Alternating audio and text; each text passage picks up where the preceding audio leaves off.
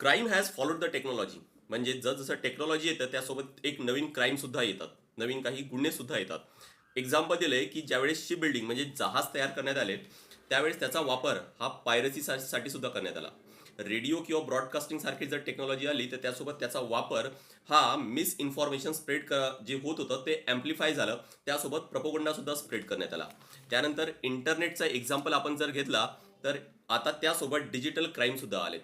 तसंच लेखक म्हणतायत की जर आता स्पेस टेक्नॉलॉजी याची आपण म्हणू की यामध्ये जगाने काही देशांनी चांगलं प्रोग्रेस केलेला आहे, पण त्यासोबत मग काही क्राईम सुद्धा येते. काय याला रेग्युलेट करायची गरज आहे की नाही? तसंही आपल्या सिलेबसमध्ये एक भाग आहे वेपनायझेशन ऑफ स्पेस. तर तो एक मुद्दा यामध्ये आपल्याला नक्कीच रिलेट करता येतो.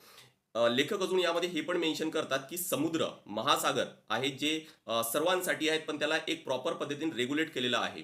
त्याच पद्धतीने स्पेस आहे, तो सर्वांसाठी आहे. मग त्याला पाहिजे तेवढा अजूनपर्यंत रेग्युलेट करण्यात आलेलं नाही. काय यासाठी काही कायदे आहेत, नियम आहेत, ते तयार करण्याची गरज आहे की नाही आहे? अदरवाईज याचा वापर किंवा याचा मिसयूज आहे, तो वाढू शकतो. क्राईम्स आहेत, ते सुद्धा काहीतरी वाढू शकतात.